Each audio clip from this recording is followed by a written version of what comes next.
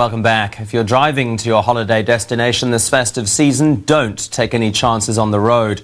Transport Minister Jeff Radebe has warned motorists to expect a zero-tolerance approach to traffic offences. He was speaking at the launch of this year's Arrive Alive campaign.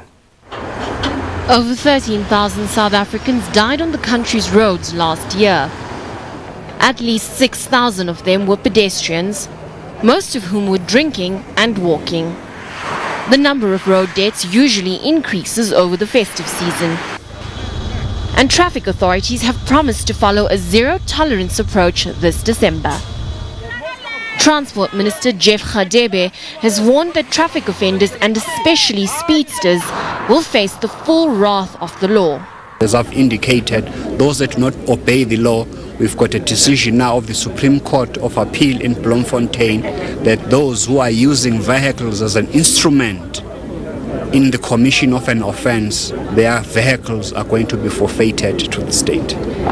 This year's Arrive Alive campaign will focus on pedestrian safety, upgrading road signs and implementing proper traffic calming measures. And you can expect more roadblocks than ever before.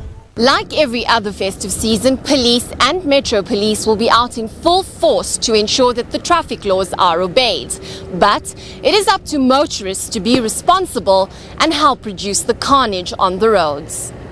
Kale Naya, E-News, Cullinan. Last month, we brought you the story of the children's home from hell. Golden Girls in Cape Town was supposed to have been a haven for vulnerable youngsters, but 9 children have died there, some of them attacked by rats. To date, the owner of the home is facing charges only for abusing state funds, and she insists she's done nothing wrong.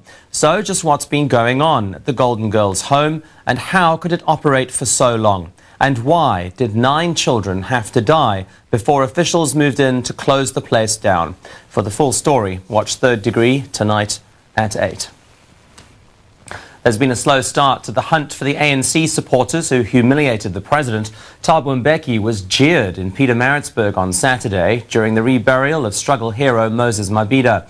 The ANC's set up a team to find and punish the culprits, but says it needs witnesses to come forward and name names. What should have been an event for the party to stand united turned into humiliation for its leader. Jacob Zuma stepped in as peacemaker, fueling suspicions that it was his supporters who were jeering.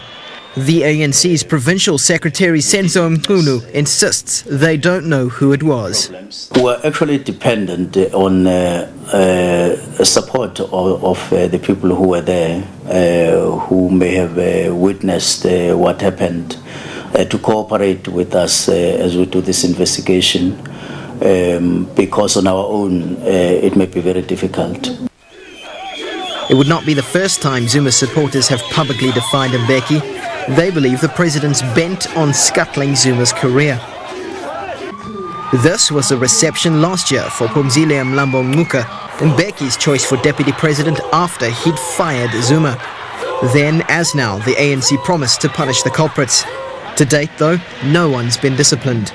Kasatu, a staunch supporter of Zuma, denies its members were involved in Saturday's incident. Although the ANC is unwilling or unable to identify those responsible for the heckling of President Mbeki, KZN party officials will go ahead with their investigation. The party has admitted it requires support from membership to succeed, but it remains to be seen whether the culprits will be disciplined. Morgan Collins, E-News, Durban. Let's over to Edwin now for a look at what's coming up in sport. Thanks, Andrew. Shame and disgrace as the returning Springboks complain about fans waving the old South African flag.